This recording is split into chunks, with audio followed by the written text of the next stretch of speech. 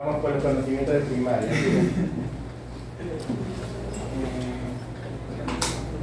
¿Qué más? Se van al vaso, pero dicen, ay, ya me toca morir, voy a la vaso. ¿Algo más? No tienen núcleo. Qué bien. ¿Algo más? ¿Qué más, doctor? Que no poseen núcleo ni organela. No poseen núcleo ni organela. No, ninguna organela tiene.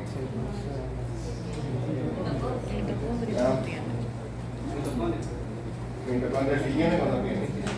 Ah, sí tiene.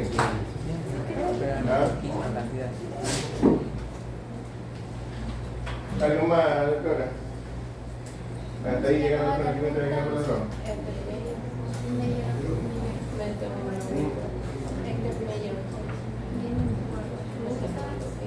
¿Algo más que me puedan decir sobre los glóbulos rojos? Que tiene un citoesqueleto muy desarrollado y que a manera que se va deteriorando va perdiendo su capacidad de formación, y a nivel de las trabéculas esplénicas se comienza el proceso de hemocateresis por esta pérdida de la flexibilidad del citoesqueleto y se comienzan a escribir. Ya, bien, correcto. ¿Algo más? ¿Por qué tienen el citoesqueleto muy desarrollado? Para poder deformarse a través de la microvasculatura. Ya. Además de que son anucleados. ¿Y el esqueleto es para poder deformarse? ¿El esqueleto no es para mantener la forma? O sea, el citoesqueleto. Por eso el citoesqueleto. Ah. ¿De qué está hecho el citoesqueleto? De actina, también está formado por microtúbulos. Actina. ¿En serio actina? ¿De aquí está hecho el citoesqueleto? ¿Ah? De proteína está hecho el citoesqueleto. ¿Y eso es qué? ¿Es una proteína? ¿Es un líquido? ¿Es una proteína? ¿Una proteína dura, flexible, contráctil? ¿Qué? ¿Ah? ¿Para qué sirve un esqueleto?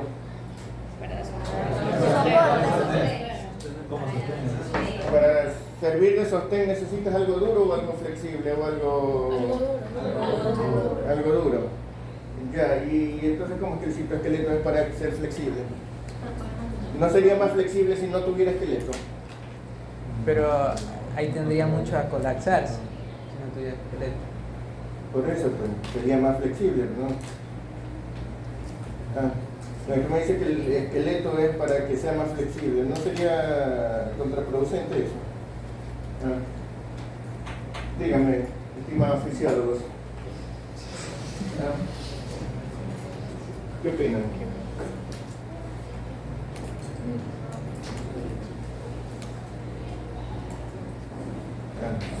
Vamos, tú puedes.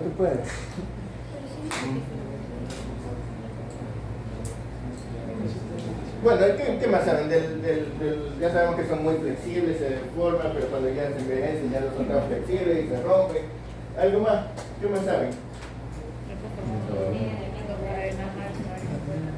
Los eritrocitos, la hemoglobina, tú dices. Ya, la hemoglobina está formada, ya, entonces ¿saben cómo está formada la hemoglobina? Está formada de hemoglobina, muy bien. Y la globina está formada de dos cadenas. ¿Cadenas de qué? Aminoácidos. ¿Ah?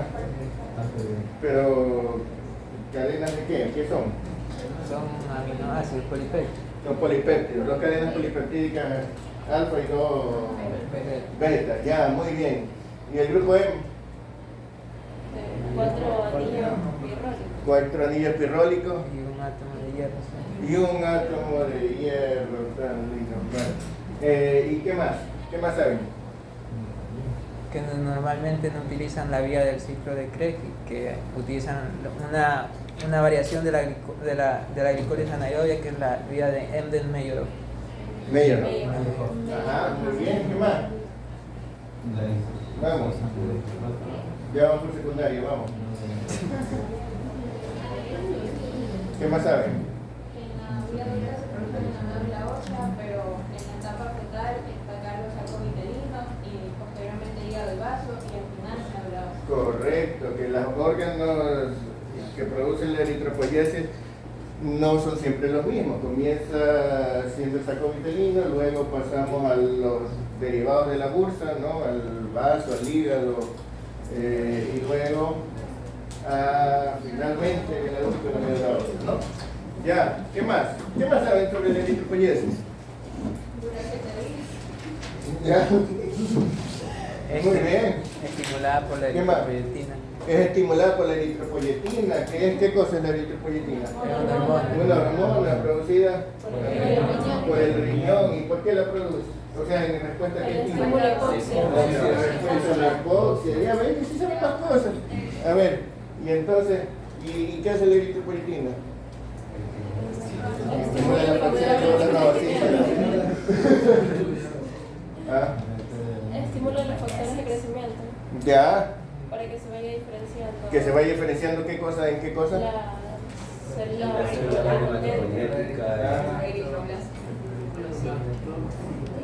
A ver, ¿cómo es la secuencia?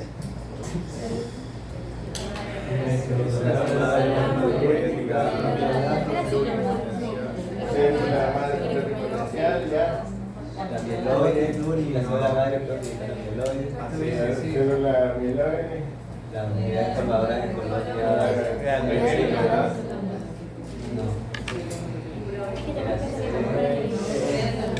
Ustedes pueden. Monocitos, monocitos, las unidades formadoras de Claro, estamos hablando de la precursora, ¿no? Sí. Después a la línea del glóbulo rojo. Y ahí empieza con eritroblasto, proeritroblasto, eritroblasto policromatófilo, el ortocromático, y ahí el reticulocito, y ahí el eritrocito. Muy bien. ¿Qué cosa?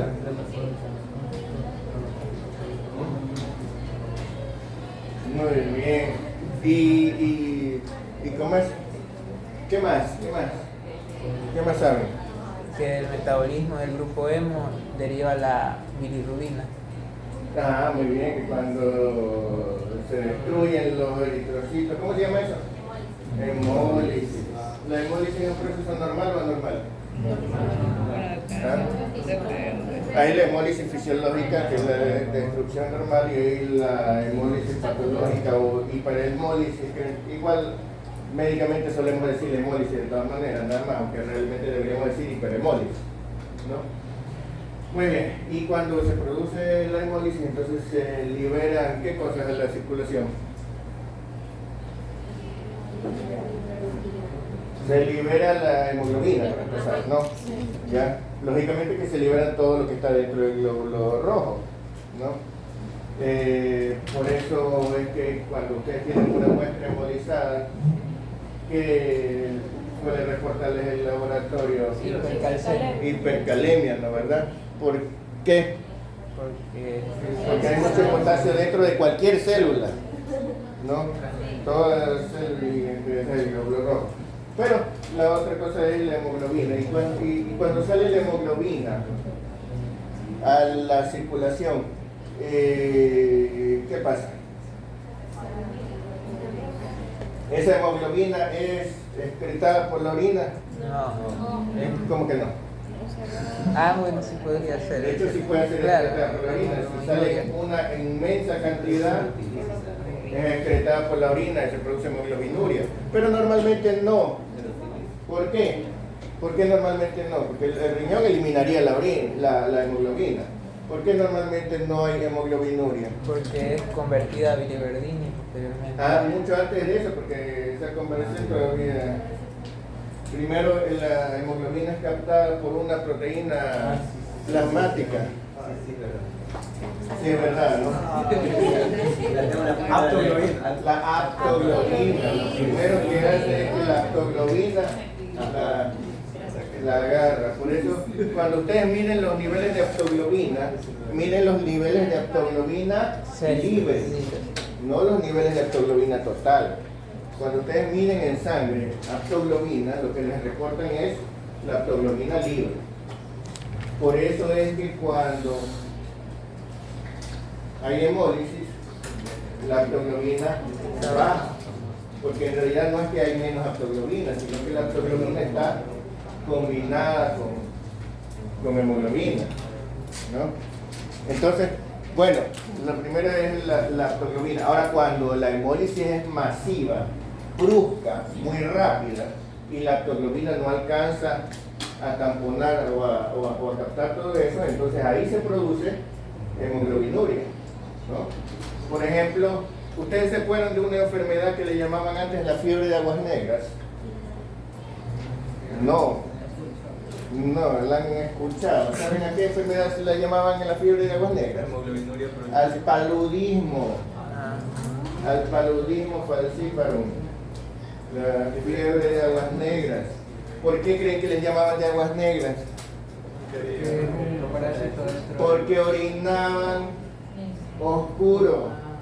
Orinaban, lo que tenían era una hemoglobinuria. ¿Sí? Cada 3 días orinaban, ¿sí? Color rojo oscuro, casi negro. Por eso le decían la fiebre de aguas negras. ¿Sí? Cada cuarto día fiebre y hemoglobinuria por una hemólisis masiva. ¿Sí? ¿Ya? Cuando ustedes tienen, por ejemplo, un paciente le transfunden sangre incompatible por error, ¿sí? Lo primero que va a venir la enfermera a decirle es: tiene fiebre. Pero a ustedes esto no les va a llamar la atención, porque a mucha gente cuando le ponen transfusiones le puede dar una reacción febril. Pero lo segundo que va a venir corriendo a decirles es: está brindando con sangre. Y ustedes van a creer que tiene hematuria. La enfermera va a creer que tiene hematuria y no tiene hematuria. Tiene hemoglobinuria. ¿Sí? Pero como ustedes no estaban pensando en que hace 2 horas lo pusieron a transfundir, sino que nada más la enfermera viene corriendo a decirles que está orinando con sangre, ustedes empiezan a pedirle urea, creatinina, todas las cosas, pero ¿no? A preguntar si usted es hematoso, que a lo mejor tiene la presión arterial elevada, puede ser un centro de nefritis. ¿Sí? ¿Está claro? ¿Ya? A ver cómo está la coagulación sanguínea, a lo mejor tiene un... ¿Ya? Bueno, y entonces aquí se... después de eso, ¿qué hace la hemoglobina? De ahí es que degenera a bilirrubina indirecta. ¿Por qué se llama indirecta? Porque no se la mide, sino que se la calcula mediante fórmula. Ah, ya el laboratorio no la mide. Sí, el laboratorio mide la total y la directa, ¿no? ¿Verdad? Ya, y simplemente la recta. Bueno, entonces, y después de eso, la indirecta. ¿Cuál es el problema con la indirecta? Que es muy liposoluble y puede difundir a través de las membranas. Así es, En puede cantidades muy altas puede impregnar los núcleos basales. puede impregnar las formar núcleos termitas. basales, producir lo que se llama ictericia nuclear o cernícteros o encefalopatía bilirrubínica, ¿no verdad? ¿Ya? Bueno, pero eso en el cerebro inmaduro. En uno más grande ya no se produce eso, ¿no verdad? Entonces se eleva la bilirrubina indirecta. La bilirrubina indirecta se elimina entonces por vía renal, ¿no verdad? No, para el riñón es difícil eliminar eso porque es liposoluble, como decía. Entonces, lo que hace el cuerpo es ¿qué cosa? La goma soluble. El hígado la conjuga con Ácido glucurónico. ácido glucurónico. Para eso necesita una enzima que se llama glucuroniltransferasa, ¿no? ¿Ya? ¿Puede haber un déficit de glucuroniltransferasa? Sí, puede haber un déficit congénito y puede haber un déficit adquirido. Se puede producir déficit adquirido de glucuroniltransferasa transitoriamente durante la sepsis. También se puede producir una disminución de la actividad de la glucuroniltransferasa en una enfermedad que disminuye la actividad de todo en el organismo, que es el hipotiroidismo, ¿verdad? Que el hipotiroidismo retrasa todos los procesos metabólicos. Por eso los pacientes con hipotiroidismo pueden tener una ictericia más prolongada, ¿verdad?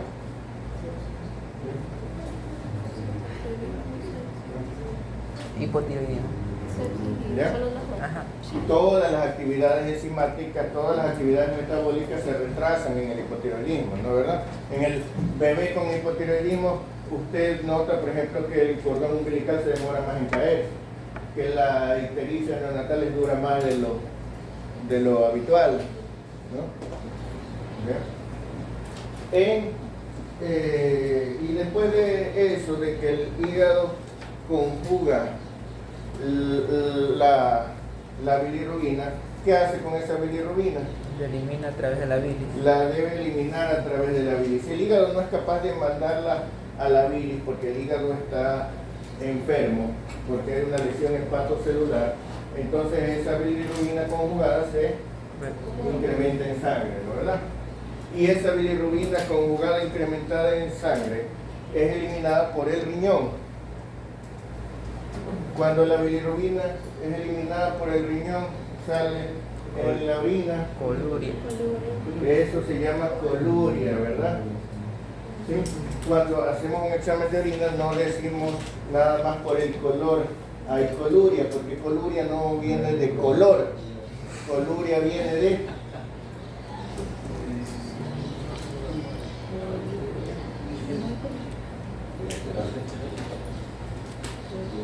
colesterol, viene de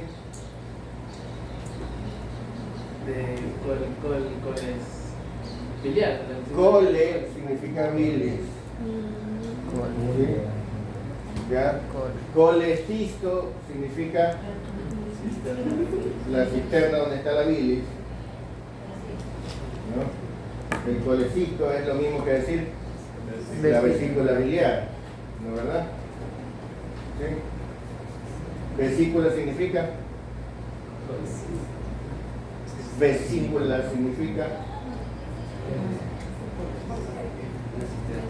vejiga pequeña. ¿Sí? Vesícula significa vejiga pequeña. Glóbulo significa globo pequeño, ¿no? Ventrículo significa vientre pequeño, ¿no, verdad?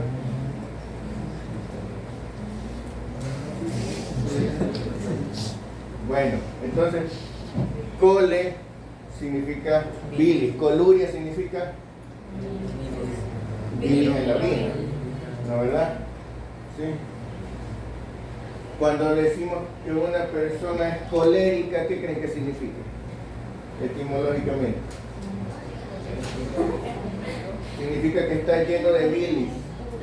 Eso significa. Colérico. Acuérdense que en la medicina antigua se creía que existían los 4 humores, ¿no? Que la enfermedad es el resultado del desequilibrio humoral, del desequilibrio de los humores. Por eso había personas coléricas llenas de bilis verde, ¿ah? Personas llenas de bilis negra. ¿Cómo se dice la bilis negra? No era mía. La bilis melánica. Ah, Melancólico. melancólico. Melano, cole. ¿Sí? ¿Ya? Personas llenas de sangre, sanguíneos, y personas flemáticas, llenas de flema.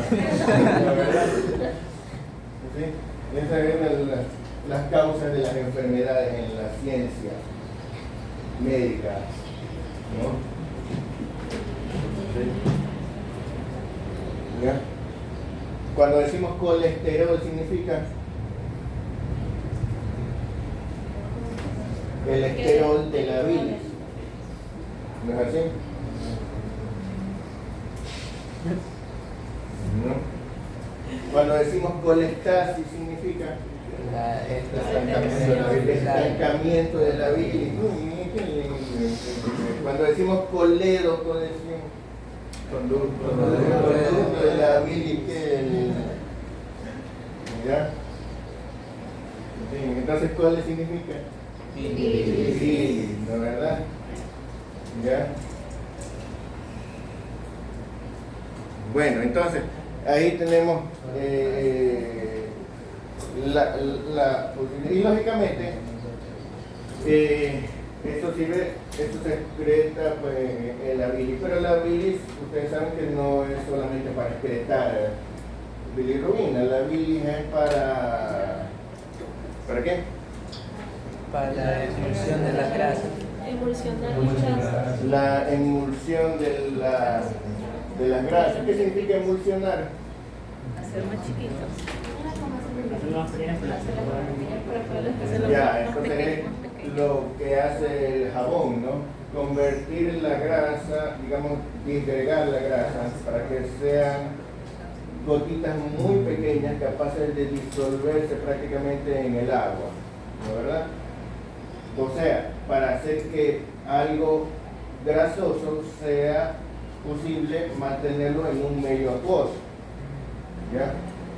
¿Sí? Porque normalmente el agua y el aceite no se mezclan y nuestro medio interno es acuoso. ¿Cómo vamos a absorber grasa? ¿No verdad? ¿Ya? Entonces, eso es lo que hace la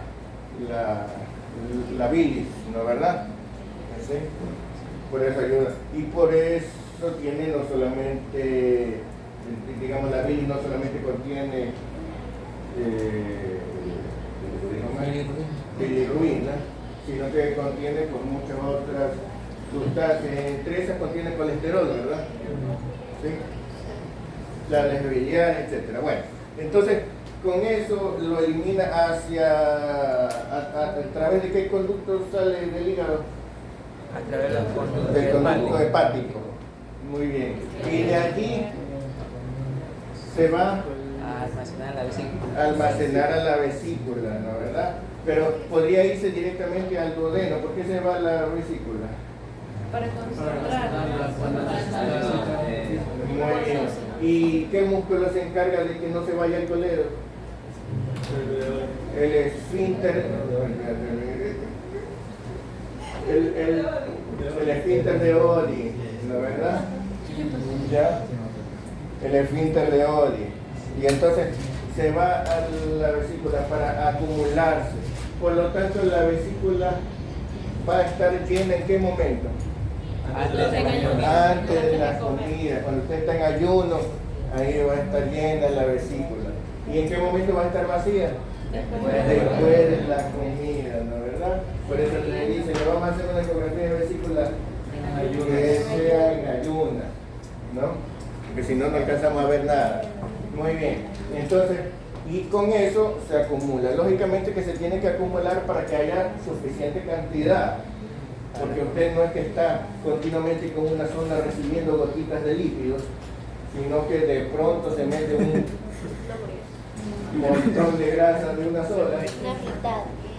¿Ya? Quieren dormir antes ¿No? de comer algo. Entonces, ahí tiene que tener suficiente grasa, ¿no? Porque eso se puede vivir sin vesícula, hay personas que viven sin vesícula. Pero si se comen una frita, después están que les duele la barriga, que están con diarrea, que están con gases, que están en esto. ¿Por qué? Porque no pudieron digerir toda esa grasa. Tenían bilis, pero tenían unas gotitas de bilis que estaban recién en el hígado, así como que, ¡ay! No me alcanza. Entonces, pero algo de hígado pues no es suficiente. Y en cambio, todo el resto del tiempo está goteando bilis ahí, la bilis llega aquí. Entonces, eso es lo que para eso sirve la vesícula, ¿no? Bueno, pero esa bilis llega al intestino y ahí ¿qué hace? Bueno, ahí es bilis, no es bilis, digamos, esa bilis es verde, ¿no? Porque ese pigmento ahora es biliverdina. ¿no? Sí. ¿Y ahí qué pasa? Una parte se elimina y la otra se reabsorbe. Hay una parte que se reabsorbe, ¿no? Se produce la circulación enteropátrica, ¿no? ¿Verdad? Hay una parte que se reabsorbe. Y la otra parte, es degradada por las si bacterias. estamos hablando de un recién nacido, se elimina como tal y por eso las heces salen de color verde, el meconio, ¿no? Pero en los niños mayores y los adultos, ¿qué pasa? La flora bacteriana intestinal la transforma en estercobilina y entonces cambia de color. Ese es el responsable del color de las heces. Por eso cuando hay una oclusión total, una colestasis completa, se produce acolia, ¿verdad? ¿Qué significa acolia?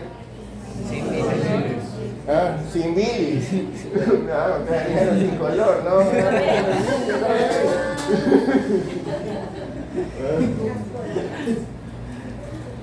¿Están claros? ¿No? ¿Ya? Hay acolia. ¿Sí? Entonces, bueno, entonces, eso es el resultado de una hemolisis. Ahora, díganme ustedes dicen entonces para que se formen los glóbulos rojos se necesita eritropoyetina, ¿verdad? Esa la tiene que formar el riñón, por lo tanto, si tenemos una insuficiencia renal, ¿por qué en la aguda no? Porque los glóbulos rojos viven 120 días. Correcto, como en la aguda también dejan de formarse. Lo que pasa es que tenemos reserva. Agudos menos de ¿Ya? 3 meses. Entonces, tenemos que esperar 120 días, ¿no? Entonces, en una insuficiencia renal crónica, una de las características es la anemia. Pero solamente para fabricar glóbulos rojos solamente se necesita que haya eritropoyetina nada más. No. Se necesita que haya médula ósea. Un buen estado de médula. Imagínense que la médula ósea esté destruida, esté enferma o esté ese espacio ocupado por una neoplasia, ¿no, verdad? Entonces, ahí no va a haber la fábrica de los glóbulos rojos, por más que la eritropoyetina diga hay que formar glóbulos rojos, no hay fábrica para hacerlo, no hay suficiente fábrica para hacerlo. Pero además la fábrica necesita tener materias primas, pues, ¿no? ¿Qué se necesita? ¿Qué materias primas se necesita? Se necesita hierro, se necesita proteínas, se necesita vitamina B12, se necesita ácido fólico. ¿Por qué se necesita vitamina B12 y ácido fólico? Porque muchos sirven como cofactores de enzimas para el proceso. De hecho, la vitamina B12 actúa a través del ácido fólico propiamente, ¿no? Y eso se necesita para formar material genético, a veces. De hecho, para formar núcleos, pero el eritrocito no tiene núcleo. Pero al Se final, necesita para formar materiales genéticos, para formar ácidos nucleicos, ¿no? ¿Ya? Pero sus precursores sí. Para que se multipliquen se necesita. Entonces, si no hay suficiente vitamina D12, no hay suficiente ácido fólico, no se pueden producir suficientes precursores, ¿no, verdad? Sí. Pero acuérdense que ese material genético se necesita sobre todo ¿para qué se necesita formar eso? Para hacer mitosis, ¿no, verdad? Se necesita para todas las células que están en rápida producción. Acuérdense que dentro del organismo todas las células, por decirlo así, se están destruyendo y se están formando nuevamente, están en homeostasis, ¿no? Se están recambiando las células. Pero no todas las células se recambian a la misma velocidad. En el organismo, ¿qué células son las que más rápido se recambian? Las del intestino. Los glóbulos rojos están entre esas, ¿no, verdad? Las células sanguíneas. ¿Cuáles más? Las células de los epitelios, tanto el epitelio cutáneo como el epitelio intestinal. Por eso cuando ustedes utilizan fármacos antineoplásicos, que muchos de ellos son lo que le llamaban antes citostáticos. ¿Qué significará citostático? Detiene el ciclo celular. Que, claro, ciclo de célula es así como que estático. Para. Entonces detienen el ciclo celular. Entonces disminuyen las mitosis, porque precisamente el cáncer, el problema es la excesiva mitosis. Entonces, ¿cuáles son los efectos secundarios que ven? Se les cae el pelo. ¿Por qué? ¿Ah? Estamos hablando de piel y faneras, de las que deben estarse continuamente renovando. Resulta que se cae y no se renueva. ¿Ya? Tienen diarrea, tienen vómito. ¿Por qué? Porque el epitelio intestinal que debe estarse renovando no se renueva. Y si no se renueva, no digiere. No hay el epitelio que fabrique las enzimas digestivas. Entonces, ¿verdad? Y tienen anemia. ¿Sí? Porque las células sanguíneas son otras que se reproducen, digamos que necesitan una reproducción activa para estar continuamente produciéndose, ¿no? ¿Verdad? ¿Sí? Entonces, fíjense ustedes, esa dificultad en la mitosis que se produce cuando hay déficit de ácido fólico, de vitamina B12, ¿qué tipo de anemia produce? ¿Por qué será megaloblástico? Megalo significa grande, y blasto significa inmaduro, ¿no? ¿Verdad? Megaloblasto, ¿qué significa entonces? grande. Que son células grandes e inmaduras. Entonces, estas células que se van a encontrar en la sangre, es decir, que usted va a encontrar una anemia, pero va a encontrar megaloblastos en la sangre. ¿Esos megaloblastos qué son? Son precursores de los eritrocitos, ¿verdad? Son células grandes y células con núcleo. ¿Ya? Porque la principal diferencia entre un eritrocito y un precursor de los eritrocitos es que esos precursores tienen núcleo. El núcleo se va destruyendo poco a poco. Los restos nucleares que quedan al último son los que hacen que aparezca una red dentro del citoplasma, y es lo que le llaman reticulocitos, porque retículo significa pequeña red. Ventrículo, pequeña vientre, retículo, pequeña red. ¿Sí? ¿Ya? Reticulocito. Entonces, eso son restos nucleares, ¿no es verdad? ¿Qué pasa en la anemia megaloblástica? Que tenemos células precursoras en sangre. ¿Por qué? Porque estas células, miren, ¿cuál sería el proceso normal? Que las células se dividan y luego pierdan el núcleo, ¿verdad? Pero resulta que estas células están tratando de hacer eso. Para dividirse se necesitan dos cosas. Una, que la célula crezca. Porque si se divide sin crecer, cada hija va a ser más chiquita. No va a ser igual. Tiene que crecer y dividirse, ¿verdad? Entonces, resulta que tiene material para crecer, pero no tiene material genético para replicar, dividirse. Entonces resulta que empieza a crecer y no logra dividirse. Entonces, ¿qué queda? Queda una célula grande, inmadura, con núcleo todavía. ¿Sí? Esos son los megaloblastos. ¿Sí? Por eso la déficit de ¿ya? Produce, hay lo que llamamos una eritropoiesis ineficaz. Hay eritropoiesis, pero no termina de formar el glóbulo rojo. Se forman unos glóbulos mal hechos, ¿no? Muy grandes, todavía con núcleo, que no funcionan bien, ¿ya?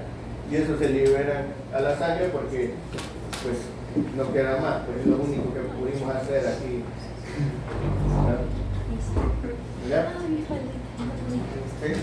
Pero también se necesita hierro, ¿no? ¿Verdad? ¿Sí? Si no hay suficiente hierro, entonces, ¿qué va a pasar? No va a poder formarse el grupo hemo, y si no se forma el grupo hemo no se va a poder formar la hemoglobina, y si no hay suficiente hemoglobina, entonces los glóbulos rojos quedan con menos hemoglobina. Y entonces, como gran parte del glóbulo rojo es hemoglobina, pues lo primero es que el glóbulo rojo es chiquito. Y como la hemoglobina es lo que le da el color, los glóbulos rojos también, porque ¿cómo se dice color? No es cole. Cromo. Estos son hipocrómicos. Y como son células pequeñas, son microcíticos, ¿no verdad? Entonces es una anemia microcítica hipocrómica, ¿no verdad? ¿Ya? Esa es la típica anemia ferropénica es microcítica hipocrómica. ¿No es así? ¿Ya?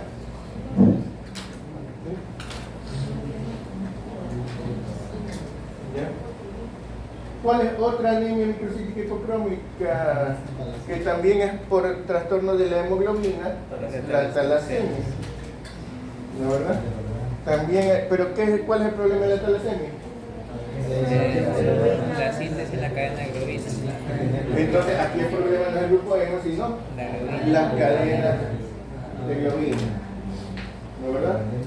Pero produce el mismo efecto, hay menos hemoglobina y por lo tanto menos tamaño y menos dolor.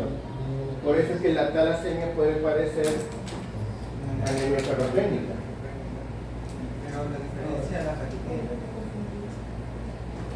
Muy bien, entonces, ya que mencionas eso, lógicamente la falta de hierro puede ser por falta de comida, ¿verdad? Por falta de hierro en la comida o por falta total de comida, ¿no? Entonces, usted puede tener, por ejemplo, una anemia ferropénica simplemente porque falta solo hierro, ¿no verdad? Ya tiene una dieta que tiene todo, pero es muy pobre en hierro, ¿ya? Pero también puede tenerla en una desnutrición en general. Le falta hierro y le faltan muchas otras cosas. ¿No es así? ¿Ya? ¿Cuál sería la consecuencia? Que no solamente le faltaría hierro, sino que también le faltarían proteínas, por ejemplo. A lo mejor le falta también vitamina B12, a lo mejor le falta también ácido fólico. Entonces usted puede tener una anemia mixta. ¿No es así?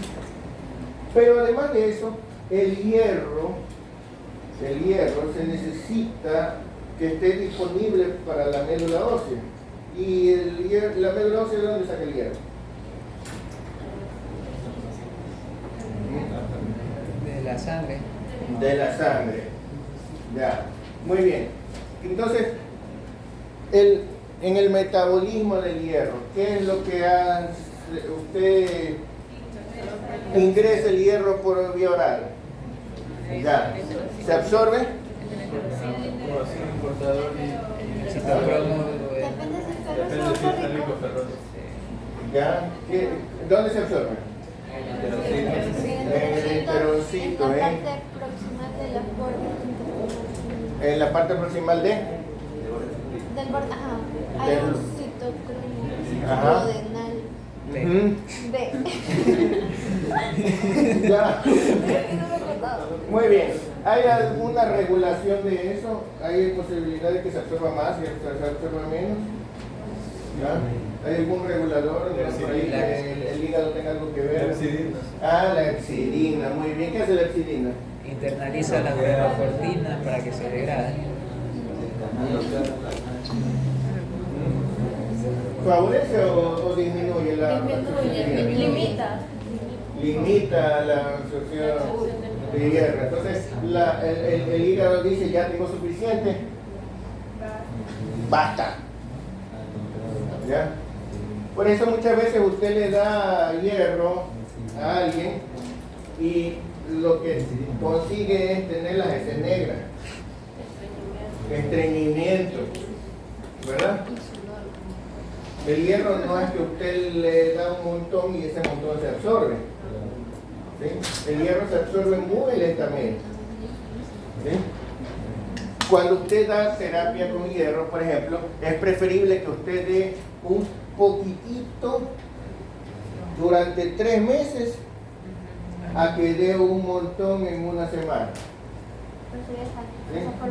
Porque la absorción va a ser lenta, ¿no? ¿Ya? Lógicamente, si es una anemia muy grave, la absorción va a ser un poquito más rápida, pero nunca va a ser lo suficientemente. Usted le da un montón de hierro, más rápido le produce una hemorragia digestiva que el que le produce. ¿Sí? Bueno, se absorbe. Muy bien, y de ahí va al plasma y el hierro elemental en el plasma está ahí tranquilo, no pasa nada, no está pesado dentro del plasma, no hace nada, no es problema. Alguien tiene que transportarlo porque no puede haber un metal pesado así nada más. ¿No? O sea, usted, sí, pues no. La forma en que se transporta es importante. O sea, usted tiene que comer hierro, pero eso no significa que usted se va a comer la cuchara. No, la forma en que va el metal es importante. Ya, Sale de la zona de forma férrica y zona de la transferencia. Entonces, transportador de hierro es... Muy bien, por algo se llamará transferrina, muy bien. Y de allí se va a la médula ósea o se va a depositar en el sistema retículo endotelial, ¿no? Entre el hígado se va a los depósitos y los depósitos son en forma de ferritina. Entonces la ferritina, la inmensa mayoría de la ferritina no está en sangre. La inmensa mayoría de la ferritina está dentro de las células, en los tejidos. ¿No es verdad? Entonces, ¿por qué medimos la ferritina? La ferritina. Realmente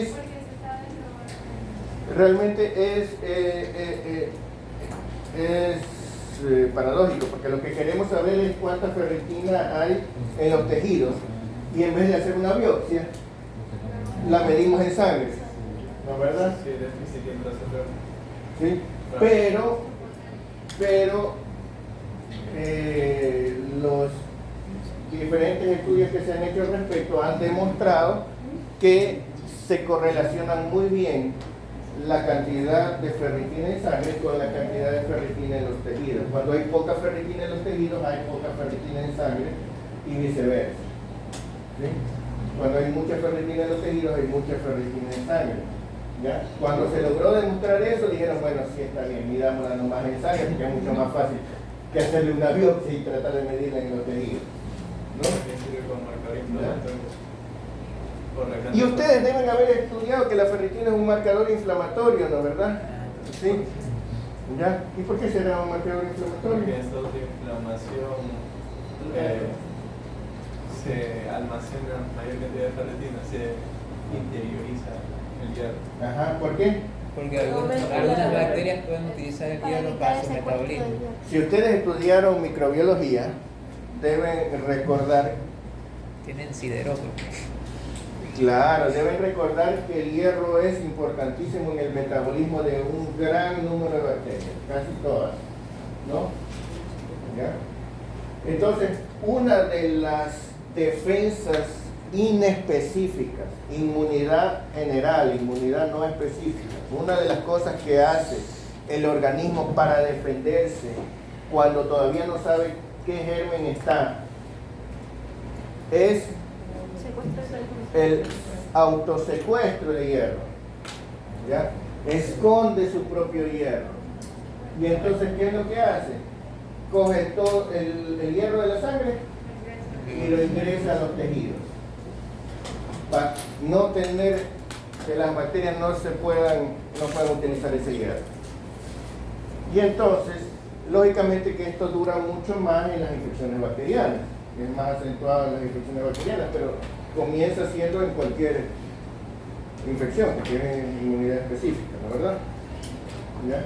Entonces, el autosecuestro de hierro hace que suba la cantidad De ferritina. de ferritina, porque el hierro que no está en sangre, ahora está en los tejidos, y la cantidad de ferritina en sangre muestra la cantidad que hay en los tejidos, ¿no es verdad? ¿Sí? Al haber más ferritina en sangre, entonces uno mide la ferritina y decimos que estamos en un estado inflamatorio, ¿verdad? ¿Sí? ¿Está claro? ¿Ya? Pero eso implica que durante una infección, sobre todo durante una infección bacteriana, va a haber menos hierro en sangre. Va a haber más ferritina en sangre. Va a haber más hierro en los tejidos, oculto dentro de la célula. ¿Qué conoce el bueno? ¿Ya? ¿Sí? ¿Estamos claros? ¿No? Eso altera lógicamente el metabolismo del hierro. ¿Qué pasa si esa infección es aguda? Bueno, pues que después se recupera la normalidad. Pero ¿qué pasa si la infección es crónica? Se va a producir anemia de enfermedad crónica.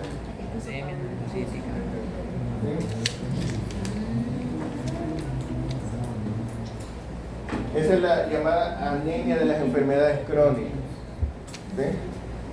Lógicamente que a esa anemia pueden contribuir también, por ejemplo, la hemólisis que se pueda producir por sepsis o por otros mecanismos que tratan de... Una pregunta. Dentro de las enfermedades crónicas también entra la artritis reumatoide y en eso también se produce anemia. Y el estado de inflamación constante aquí es lo que lleva a la anemia. Claro.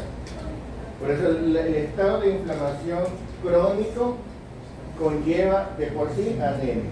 Aparte de eso, las infecciones o diversas enfermedades pueden producir anemia por otros mecanismos. Por ejemplo, si usted tiene una infección que destruye directamente los glóbulos rojos, o una infección que produzca sangrado, o una infección que produzca que produzca coagulación intravascular diseminada, o una infección que que invada la médula ósea o que disminuya la actividad de la médula ósea, etcétera, ¿no? O sea, hay muchos mecanismos, algunas producen hemólisis por reacción, ¿ya? Entonces, una enfermedad crónica puede producir por diversos mecanismos anemia dependiendo de la infección, pero por el solo hecho de haber inflamación crónica ya hay anemia. ¿Sí? ¿Estamos claros, no? ¿Ya? Muy bien. Lógicamente, ¿cómo es? Ahora, fíjense ustedes, y el hierro, ¿cómo se elimina del organismo? Porque si está continuamente ingresando, tiene que estarse continuamente eliminando también, porque si no habría una sobrecarga de hierro, ¿no? ¿Verdad? ¿Sí? ¿Cómo se elimina del organismo el hierro? ¿A través del riñón o a través del hígado o a través de qué? ¿Cuál es el mecanismo que el organismo tiene para eliminar el hierro? ¿Ah? ¿Ah? ¿Cuál es la ferruria normal? ¿Ah? ¿Se elimina hierro por... ¿Cómo se elimina el hierro?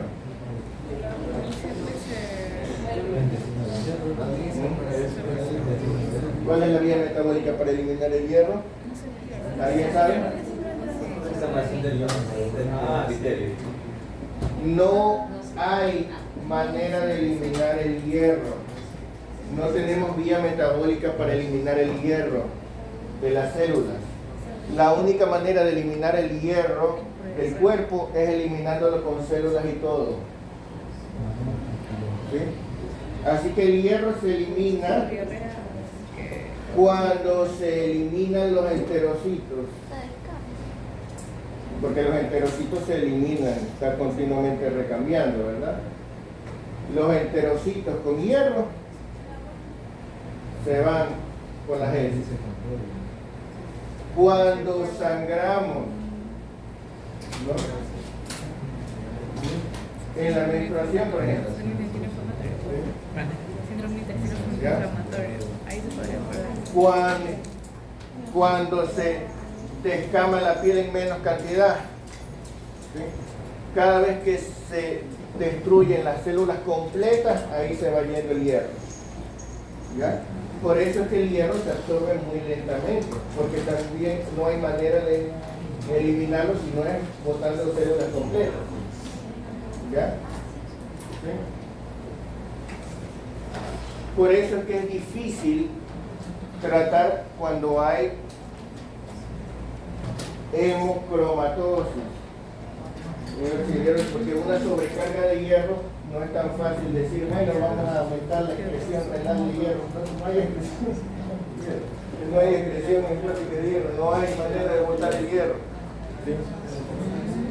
¿Ya? ¿Sí? Tenemos que coger y hacerlo sangrar. ¿Ya? Doctor, en el caso también de la ausencia del ósito estático, si no puede reproducir. No puede producir Claro, ajá. De la pérdida del enterocito, exacto. Entonces, estamos claros, ¿no? ¿Ya? Pero el hierro tampoco no se puede usar en MAT 3, sino solo en MAT 2. No. O sea, el ferro Se suele andar quelando. No, sí se le entiendo, pero suena medio matemático, pero ¿cuál es la... Es que no me acuerdo la enzima que hacía que lo cambia. ¿De qué? La efastina o la celuloplasmina. ¿O de arriba o abajo? La absorción de hierro solo sea en férrico. Eso Pero había una enzima. La efastina. Es para transportar todo el sangre. Bueno, entonces... A ver, estamos claros de aquí, ¿no? Ahora... No, pero también tiene Pero también una es actividad. Férrico. Pero eso es a nivel de Todavía que tiene que ver ahí. Bueno, entonces, cuando se produce hemólisis, ¿no verdad? Cuando se produce hemólisis, ya, cuando se produce anemia, ya, ¿cuál sería la sintomatología de la anemia?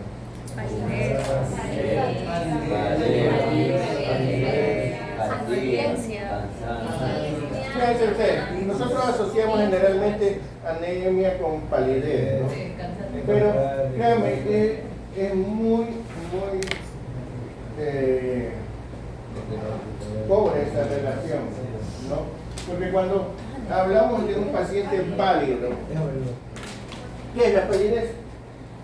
Ausencia de color rojo. La falta de color, la disminución del ingrediente rojo en el color de la piel, ¿no?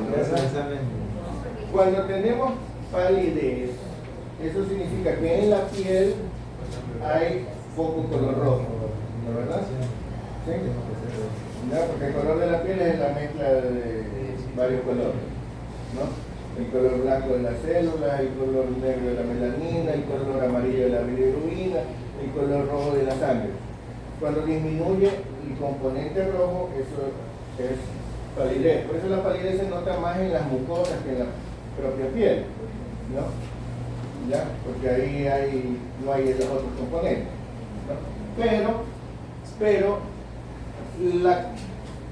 la cantidad de color rojo en la piel varía mucho con la cantidad de sangre que hay en la piel, más que con la cantidad de hemoglobina que hay en la sangre, ¿no? Porque imagínense, la sangre de una persona normal es roja, ¿no? La sangre de una persona anémica, ¿de qué color es? Mejor roja. ¿Verdad? Por eso le digo, es un poquito menos roja, efectivamente. Sí. Y si es una anemia gravísima, usted la puede ver hasta casi que amarillenta, ¿no? Ya así como que ya casi transparente, así, ¿no? Efectivamente, pero suponiendo que es una anemia gravísima, pues, ¿no? Ya que si existe, pero que no es lo más habitual, ¿ya? Pero entonces quiere decir que para que tenga palidez por anemia ya tiene que ser está bien anémico, ¿no? ¿Ya? Es mucho más probable que tenga palidez por vasoconstricción total, ¿ya? Porque falta la sangre, por la vasoconstricción. Y la vasoconstricción pues, se puede producir porque hace frío, se puede producir porque tiene fiebre, se puede producir por sepsis, se puede producir por deshidratación, se puede producir por hemorragia, se puede producir por hipovolemia, por lo que sea. ¿Ya? Entonces realmente la correlación entre palidez, o sea, usted se desmaya, se pone pálido, que es que se puso anémico bruscamente, no, ¿verdad? ¿Ya? ¿Sí? Entonces la correlación entre palidez y anemia no es tan buena como para usarla como método diagnóstico, ¿no? ¿Ya? Porque ya cuando tienen palidez por anemia, ya hasta la empleada dice está anémico. ¿Ya? ¿Sí? Por otra parte, ¿qué es lo que realmente produce la anemia? ¿Para qué sirven los glóbulos rojos? Para transportar oxígeno y CO2, o sea, forman parte del proceso de la respiración. ¿Ya? La anemia lo que debe producir por lógica es disnea. Debe producir dificultad respiratoria. ¿Sí? Ahora, tampoco vamos a esperar que el paciente anémico llegue y usted dice anemia. ¿Ya? ¿Por qué? Porque resulta que nosotros tenemos la idea de que dificultad respiratoria es cuando el paciente llega. Eso es dificultad respiratoria grave. Eso se llama disnea en reposo, que como ustedes saben es la más grave que hay, porque la disnea empieza siendo disnea de grandes esfuerzos. La más leve es la de grandes esfuerzos. O sea, cuando intenta correr una maratón, ahí. ¿Verdad? Si es más grave, es disnea de mediano esfuerzo. Entonces, cuando empieza a cargar algo y ya sube las escaleras. ¿Ya? La siguiente en gravedad es disnea de pequeños esfuerzos. Entonces, camina 2 cuadras. Y la más grave es disnea en reposo. ¿Verdad? ¿Sí? No creo. Pero cuando el paciente tiene disnea de grandes esfuerzos, no viene quejándose de que no puede respirar. ¿Sí? El paciente con disnea de grandes esfuerzos tiene disnea de grandes esfuerzos, pero ¿qué es lo que dice? Me canso rápido. Eso es lo que dice. Por eso es que dicen cansancio. Nosotros sí una Pero vejez. cuando lo que en realidad es eso es Nosotros la vejez. ¿Ya? La persona se cansa rápido. ¿Ya? En realidad lo que tiene es disnea de pequeños esfuerzos. Perdón, de grandes esfuerzos. ¿Sí? ¿Estamos? Bien. Entonces, esa persona con disnea de grandes esfuerzos, ustedes están acostumbrados a pensar disnea de grandes esfuerzos en aparato cardiovascular, ¿no? ¿Verdad? ¿Ya? Y claro, porque el aparato cardiovascular es para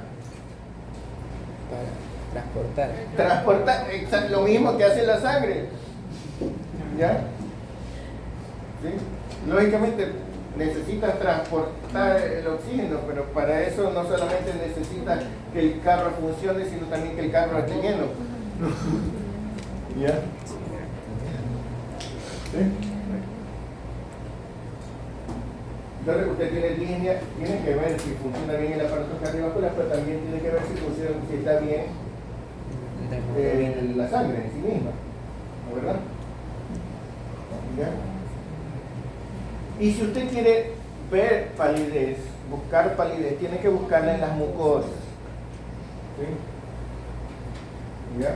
Y tiene que tomar en cuenta la temperatura ambiental, el estado metabólico, el estado de hidratación, porque todas esas cosas pueden producir vasoconstricción y darle una falsa impresión de anemia. O sea, no es cuestión nada más de cada vez de ver anemia. ¿Ya? ¿Ya? ¿Ya?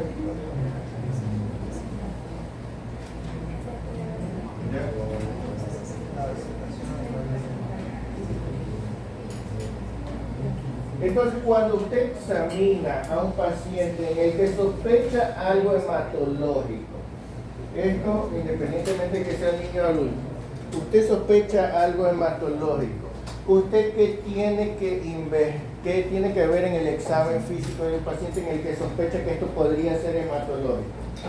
Usted tiene que ver la piel, ¿verdad? Tiene que ver las mucosas, porque lógicamente usted está prácticamente viendo la sangre a través de la piel y de las mucosas, ¿no, verdad? Viendo el color rojo a través de la piel y las mucosas, ¿sí? ¿Ya? Pero también tiene que ver los órganos en los que se forma la sangre. ¿Sí? ¿Dónde se forma la sangre? En la médula ósea, en el adulto. ¿Ya? ¿Qué pasa? ¿Qué pasó en la pandemia cuando no había suficientes médicos? ¿Ya? Pues que podían atender a los estudiantes de medicina. Pero no solo eso, sino que los médicos jubilados dijeron yo también voy. ¿No? Muchos médicos jubilados dijeron, bueno, yo igual me voy a morir, así que... ¿Ya? ¿Qué pasa? Que el vaso, el hígado, son médulas óseas jubiladas. ¿Sí? Ellos produjeron glóbulos rojos, pero ya no. Ya de esa función están jubilados. Pero eso no significa que en tiempos de necesidad no puedan decir, bueno, yo voy a contribuir también. Por eso es posible que en un paciente con anemia o con enfermedades hematológicas tengamos hepatomegalia, esplenomegalia. ¿Sí? ¿Ya? Entonces, y los huesos son el lugar donde está la médula ósea. Por lo tanto, si la médula ósea crece, se puede deformar el hueso. ¿Sí? Si la médula ósea crece demasiado, puede ser que el hueso mismo cambie su forma. Entonces, usted tiene que examinar los huesos, el hígado, el vaso y los ganglios linfáticos, que también son parte del sistema hematológico, ¿no, verdad? Entonces, miren ustedes, es indispensable que todo paciente que usted sospecha algo hematológico, examine piel, mucosas, si es posible faneras, porque a veces también la piel, el pelo, las uñas muestran algún signo importante. Exacto, pues los huesos, la estructura ósea, las enfermedades óseas que vamos a ver precisamente, el hígado, el vaso, ¿no? Por ejemplo, en la talasemia, las deformidades óseas clásicas, ¿no? Exacto, la imagen del cráneo en cepillo, ¿no, verdad? La imagen de la cara de ardilla. Cara de ardilla. ¿Ah? Era por algo de los... El cráneo en cepillo es el resultado de la hipertrofia del diploe de los parietales, ¿no? Al aumentar la cantidad, una anemia grave y crónica, ¿no? La talasemia beta. ¿Qué hace la médula ósea para tratar de compensar? Se hipertrofia la médula ósea. Entonces, el diploe se hace más ancho, ¿no, verdad? Los parietales empiezan a hacerse así. Hubo un paciente que fue a consulta porque sentía un surco en la cabeza. Y no tenía un surco en la cabeza, tenía los dos parietales tan abombados que parecía que tuviera un surco en medio. ¿Ya? ¿Sí? Y si usted le toma eso una radiografía, usted ve en el díploe las trabéculas óseas así. Entonces, al ver las trabéculas óseas así, eso es lo que se llama, algunos lo llaman la imagen en pelos de punta, pero en realidad no es el pelo, sino las propias trabéculas óseas o la imagen en cepillo, ¿no? El cepillo. ¿Sí? Con una radiografía simple de cráneo a veces se ve eso. ¿Sí? ¿Ya? Y las deformidades de la cara, así mismo por el desarrollo de la médula ósea, ¿no? Es lo que da la expresión de la cara de ardilla, ¿no? De los túmulos prominentes y todo eso, ¿no? ¿Ya? Ustedes buscan en internet cara de ardilla y pueden ver cara de ardilla, squirrel, en la talasemia. Ahí también ven el hueso, ¿no? El hueso. ¿Ya? Está bonito. Se lo ve tierno. ¿Ya? ¿Sí? Entonces fíjense ustedes lo que es importante en el examen físico. ¿Ya? ¿Sí? Tuve un paciente con talasemia que me lo llevaron para investigar la hidrocefalia, ¿no? Que no sabían por qué tenía hidrocefalia y los ventrículos estaban normales, ¿no? Lo que tenían en la cabeza, ¿sí? El perímetro cefálico aumentado y todo eso, pero era el puro grosor del cráneo. ¿Sí?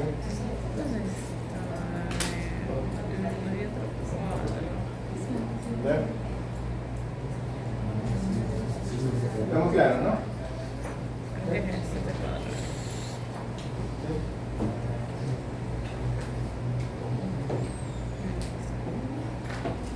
Bueno, entonces, cuando hacen diagnóstico diferencial de anemia, pues, para empezar, ¿qué es la anemia? Disminución de la hemoglobina. ¿Ya? ¿Qué será entonces más importante? ¿Qué es lo más importante para diagnosticar anemia? ¿Qué será lo más importante? ¿El número de glóbulos rojos? ¿La cantidad de hemoglobina? Lo importante es la cantidad de hemoglobina, ¿no? ¿Verdad? ¿Ya? Entonces, la definición más exacta de anemia sería con respecto a un déficit de hemoglobina, ¿no? ¿Verdad? ¿Ya?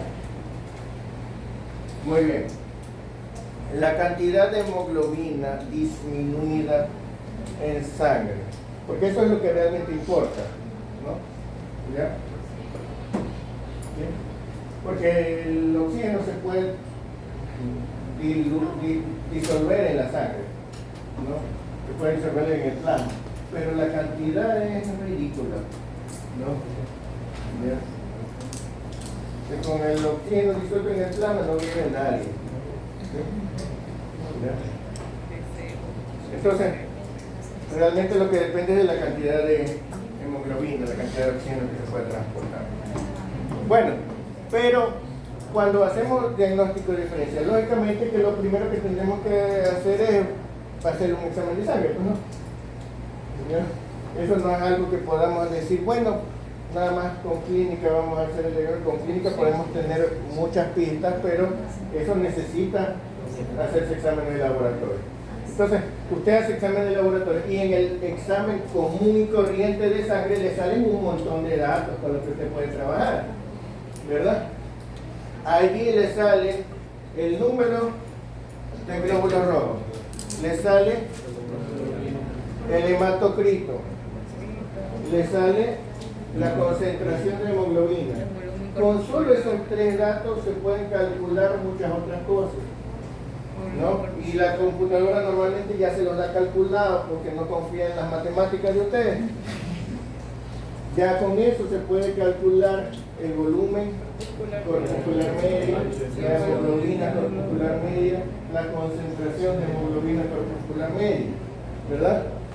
Y entonces usted y lo mismo en el mismo examen de sangre normalmente le dicen también el ancho de distribución eritrocital, ¿no, verdad? ¿Cómo era que se decía así? Ahora, ¿qué importancia tiene esto? Miren que todavía estamos en medicina general. De primaria. Hematología de... No, ya antes de secundaria, ¿verdad? En primaria no me enseñaron los volúmenes, solamente el rango. ¿Sí? Entonces, el volumen corpuscular medio, ¿qué es? La media del tamaño de los eritrocitos. El tamaño promedio de los glóbulos rojos. Muy bien. Fíjense que estamos hablando del tamaño promedio. No estamos hablando del tamaño de los glóbulos rojos porque puede ser que cada glóbulo rojo tenga un tamaño diferente. ¿Verdad? Estamos hablando del promedio. ¿Sí? ¿No?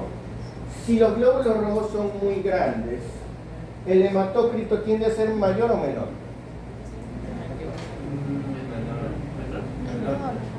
Miren ustedes, suponiendo que tengamos la misma cantidad de glóbulos rojos, ¿ya?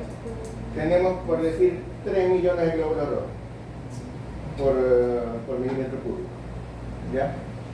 Pero en un paciente esos glóbulos rojos tienen un volumen corpuscular medio de 65 y en otro tienen un volumen corpuscular medio de 100. ¿Cuál tiene más de hematócrito? El de 100. El de 100, ¿no, verdad? Porque el hematócrito, ¿qué es? El porcentaje de glóbulos rojos con relación a la sangre. La concentración. La cantidad de glóbulos rojos es un volumen de sangre. Claro, el hematócrito es lo que... ¿Cómo saca usted el hematócrito? Centrifugando. ¿Cómo hacen el...? Hemoglobina por 3. Oh, pues. En el laboratorio, ¿cómo mide el hematócrito? Usted puede medir el hematócrito así usted mismo con una muestra. ¿Cómo hacen en el laboratorio para medir el hematócrito? ¿En serio no saben lo que es el hematócrito? Toman una muestra de sangre. Ya. Eso lo tienen en un tubo de ensayo. ¿Y ahí qué se hace? Se centrifuga. ¿Para qué? Para que se asienten los glóbulos rojos. Y entonces, ¿qué es el hematócrito? Es nada más ver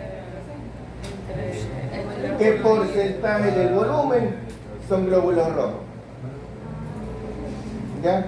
O sea, usted lo ve ahí asentado. Si está en la mitad, ¿cuánto es el hematócrito? 50. Si está en la cuarta parte, ¿cuánto es el hematócrito?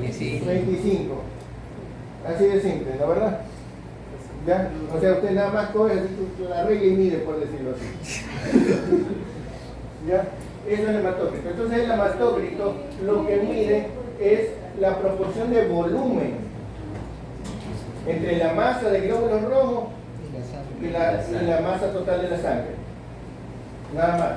Por lo tanto, si los glóbulos rojos son muy grandes, esa masa tiende a ser mayor. Si los glóbulos rojos son muy pequeños, esa masa tiende a ser menor, ¿verdad? Supongamos que tenemos un hematócrito de 30, ¿ya? Pero el hematócrito es de 30, pero un paciente tiene 3 millones de glóbulos rojos y otro paciente tiene 2 millones de glóbulos rojos por mililitro. ¿Ya? ¿Cuál de los dos tiene glóbulos rojos más grandes? El de 2 millones. El de 2 millones. Porque con esos 2 millones hizo el mismo volumen que el otro con 3. ¿No, verdad? ¿Sí? Entonces, si yo conozco el hematocrito y conozco, porque eso lo puedo medir directamente, el número de glóbulos rojos, entonces yo puedo calcular cuál es el volumen corpuscular medio. ¿Sí? Si yo conozco el nivel de hemoglobina, puedo calcular cuánto es la hemoglobina corpuscular media, etcétera, ¿no, verdad? Por eso esos son valores calculados. ¿Sí? Lo que pasa es que el laboratorio se los da ya calculados. ¿Ya? ¿Sí? Pero, como les decía, eso es el volumen corpuscular medio, porque eso lo calculamos, ¿ya? Pero, imagínese usted que yo tenga un volumen corpuscular medio de 80. Eso es normal, pero eso puede significar que todos los glóbulos rojos son normales, pero también puede significar que la mitad son muy grandes y la otra mitad son muy chiquitos. Imagínense que yo tenga una anemia mixta, ¿ya? En parte ferropénica y en parte megaloblástica, y entonces tengo un montón de glóbulos rojos muy chiquitos, unos microcitos, y por otro lado tengo unos megaloblásticos. ¿Cómo me va a salir el volumen corpuscular medio? A lo mejor me sale normal, ¿no? ¿Me explico? El volumen corpuscular medio me da el promedio, pero no me significa que realmente el volumen de todos está normal. ¿Ya? ¿Sí? Entonces, ¿cómo puedo yo saber, con los datos que nada más me da el laboratorio, si los glóbulos rojos son todos más o menos del mismo tamaño o si están muy diferentes unos de otros? ¿Cómo se llama cuando están muy diferentes de tamaño? Anisocitosis, ¿verdad? ¿Cómo puedo saber yo si hay anisocitosis?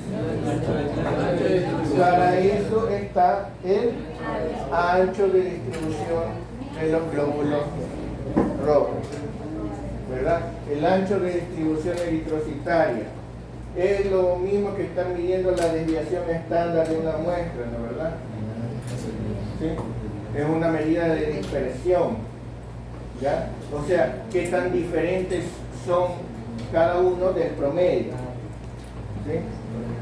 Entonces, si el ancho de distribución es muy grande, quiere decir que los glóbulos rojos son muy diferentes entre sí, o sea que hay anisocitosis.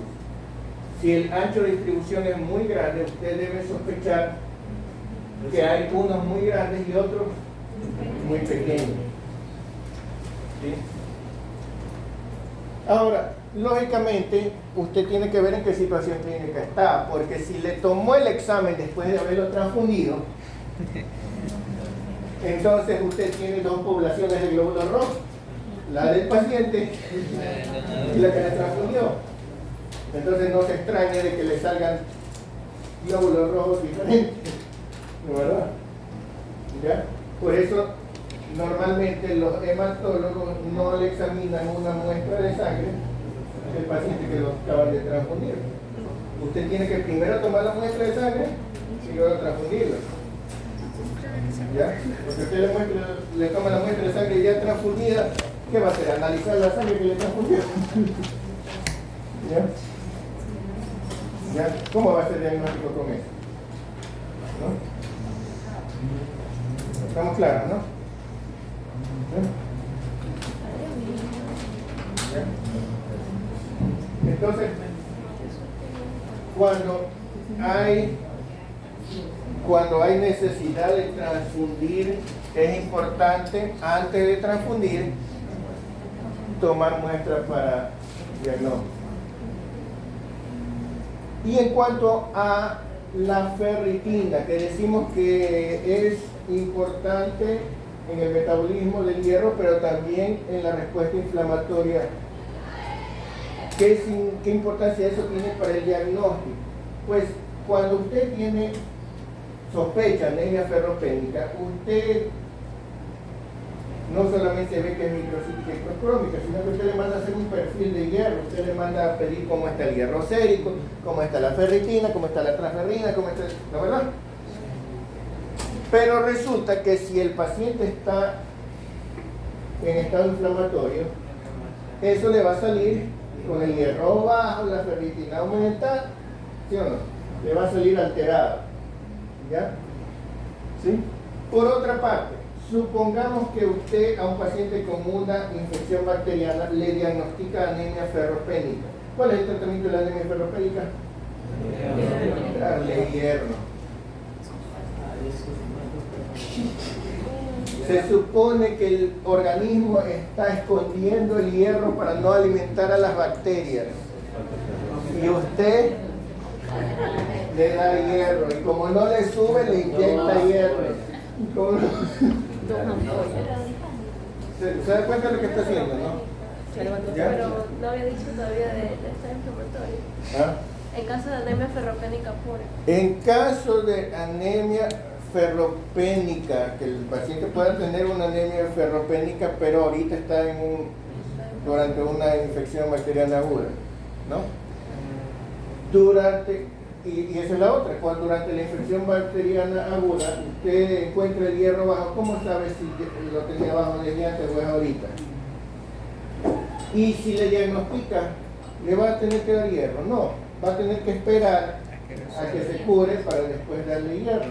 Cuando el paciente tiene una infección aguda, sobre todo cuando es una infección bacteriana, usted no solamente que no tiene que darle hierro, usted no tiene que intentar diagnosticar la anemia.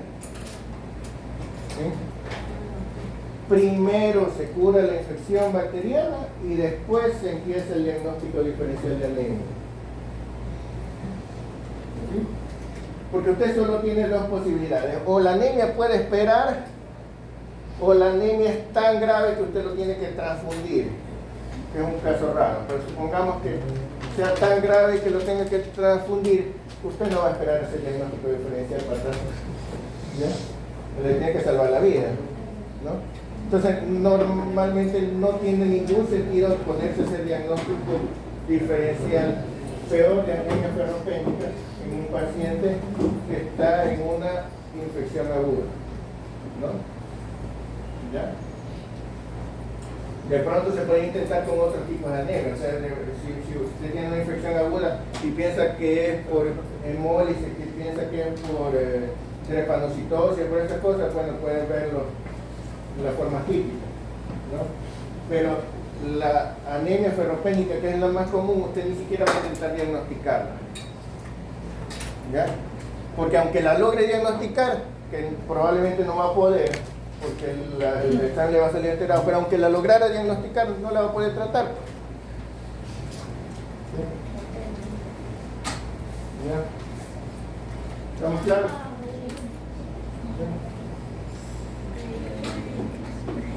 Muy bien. Entonces, si usted tiene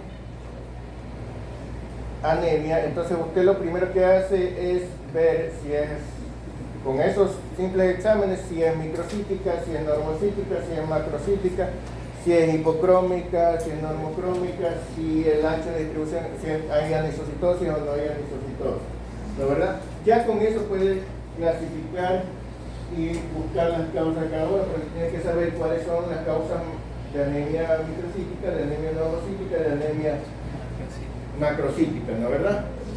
¿Sí? ¿Ya? Otra cosa que usted, si usted tiene una anemia microcítica, usted debe considerar, pues lo más probable es que sea ferropénica, pero también podría ser talasemia. Más rara vez también podría ser, a veces la anemia de enfermedades crónicas, por supuesto, y la anemia sideroblástica, que es mucho más rara, ¿no? ¿Sí? En caso de anemia normocítica, bueno, en el caso de macrocítica, ya ustedes saben que lo más común es déficit de la megaloblástica, déficit de vitamina B2, déficit de ácido fólico, etc. Y en el caso de normocítica, en el caso de normocítica, fíjense ustedes, las hemólisis y las hemorragias son las causas más frecuentes. ¿Por qué? Porque si usted destruye, si la causa es que se están destruyendo glóbulos rojos, están destruyéndose glóbulos rojos, esa es la causa de la anemia. El resto del glóbulo rojo probablemente sea normal. ¿Sí? ¿Ya? ¿Ya? Ahora, estamos hablando de las hemólisis por agresión al glóbulo rojo. Porque cuando es una hemólisis porque el mismo glóbulo rojo está enfermo, por ejemplo en la anemia por déficit de vitamina B12 también hay una hemólisis aumentada, pero no estamos hablando de ese tipo de hemólisis, ¿no? Si estamos hablando de anemia normocítica, lo más probable es que sea, si tiene una hemorragia, lo mismo. Se supone que si la única causa de anemia es la hemorragia, el resto de glóbulos rojos que quedaron son normales. Entonces no tiene por qué verle, ¿no? Ahora, lógicamente, si el paciente tiene una anemia mixta, entonces ahí se va a alterar este esquema, porque el paciente puede que tenga ferropenia, anemia ferropénica y además tuvo un accidente y tuvo una hemorragia, ¿no? Entonces, ahí usted va... ¿Sí? Bueno, entonces, tomando en cuenta estas cosas, lógicamente usted tendrá que ver en una normocítica si es que hay hemólisis, hiperhemólisis, ¿ya? Y lamentablemente no tenemos ningún examen de laboratorio que te diga 100% seguro este paciente tiene hemólisis. Lo que tenemos es un montón de indicadores que nos hacen sospechar que hay hemólisis, ¿ya? Y tenemos que entender lo que significa cada uno de esos indicadores, ¿sí? Porque si no nos vamos a pegar la confundida del siglo, ¿no es verdad? ¿Sí? ¿Cuáles son esos indicadores? Aptoglobina disminuida, bilirrubina indirecta elevada, LDH elevada, índice reticulocitario aumentado, ¿ya? ¿Cuál es el reticulocito aumentado, verdad? Ahora, ¿qué significa que tengamos la aptoglobina disminuida? Que la aptoglobina se consumió. Está ocupada la aptoglobina. Porque lo que medimos es aptoglobina libre. Pero, ¿qué es la aptoglobina? Es una globina. Y por lo tanto es una proteína. Y por lo tanto, ¿quién la fabrica? El hígado. El hígado.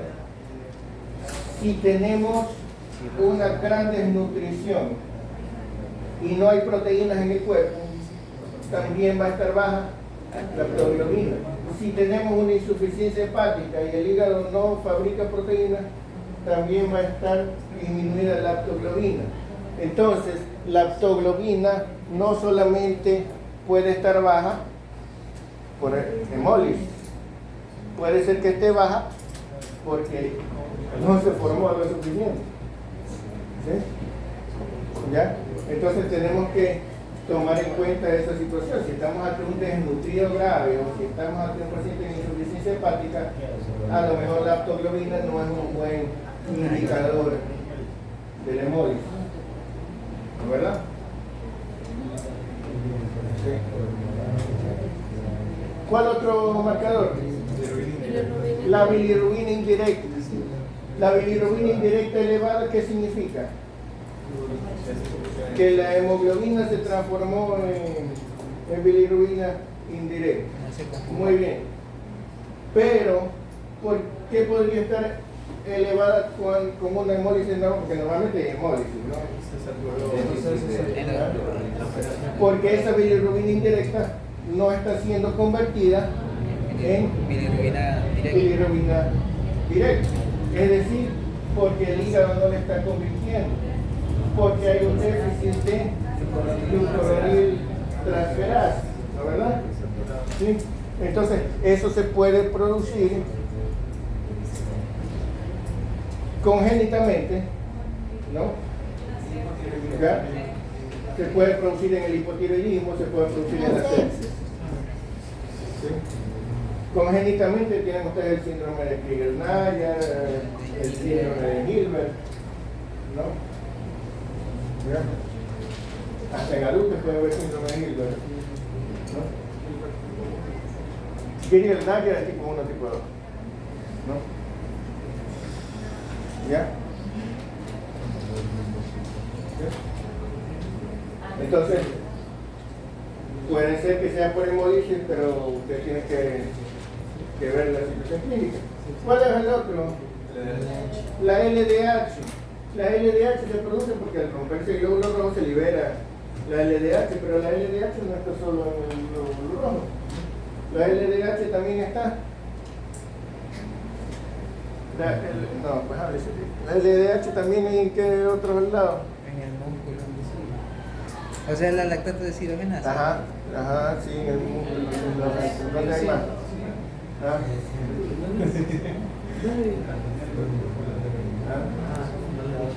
¿En dónde? Ay, por Dios. Busque, ¿dónde hay LDH? Busque. Bueno, vamos a hacer esta. Ajá. Oye, aquí me falta algo.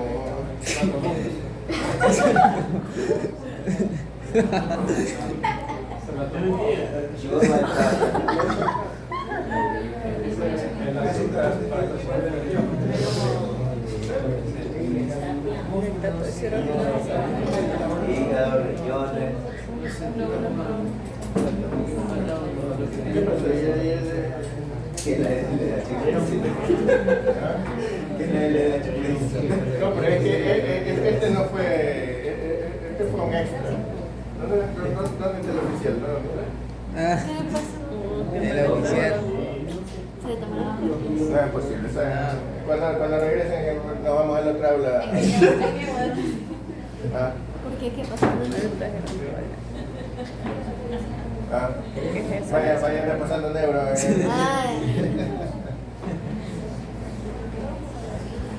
Ah, el otro habla con la. No le trajeron nada más, le trajeron igual. Sí, La otra vez fue un litro. Y que no le trajeron porque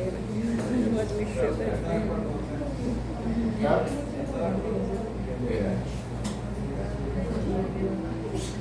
Ya, encontraron. A ver, ¿y dónde?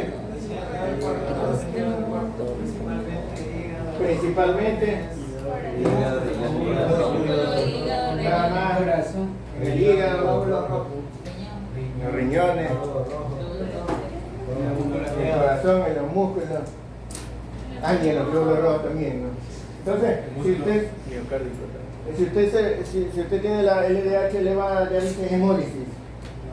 No, pues, eso dentro de muchas otras cosas, ¿no? ¿Ya? ¿Cuál otra cosa? ¿Cuál otro marcador tenemos? El índice reticulocitario. El índice reticulocitario. Si están elevados los reticulocitos en sangre, ¿eso qué significa? La médula está compensando. Que la médula ósea está produciendo. está Trabajando. trabajando, ¿no? Para empezar, que la médula ósea está sana. Para seguir, que la médula ósea está desesperada por falta de glóbulos rojos. O sea, implica que hay anemia. Para que la médula ósea esté desesperada significa que faltan glóbulos rojos y la médula ósea está produciendo tan aceleradamente glóbulos rojos que los está botando a la sangre antes de terminar de hacerlos. Que combustible también para la médula. ¿Ya? Exacto, y que todo el resto está bien. Entonces, eso significa que el índice reticulocitario elevado, para empezar, significa que hay una médula ósea sana desesperada produciendo muchos glóbulos rojos como respuesta a una anemia. No significa que hay hemólisis, significa que hay anemia, ¿verdad? Para empezar, significa que hay anemia y que la causa no es la médula ósea, porque la médula ósea está trabajando bien, ¿no, verdad? Significa que la médula ósea está tratando de compensar una anemia, ¿ya? Si usted tiene policitemia, a lo mejor tiene hemólisis, porque tiene un exceso de glóbulos rojos, se están destruyendo aceleradamente, pero no va a tener el índice reticulocitario aumentado, a menos que la policitemia sea por causa de esto, ¿no? ¿Ya? Si usted no tiene anemia, no va a haber el índice reticulocitario aumentado. Si tiene una anemia hemolítica, sí, ¿ya? Pero si tiene una anemia por hemorragia,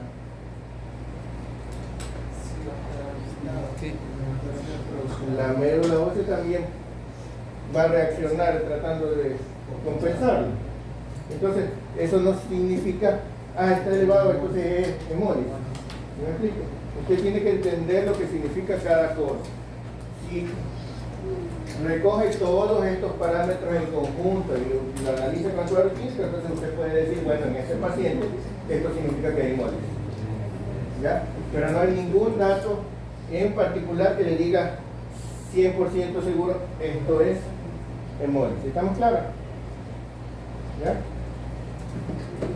¿Alguna pregunta hasta aquí? ¿Hasta irnos al recreo? ¿Ah? Antes que se vayan a comprar un supermercado.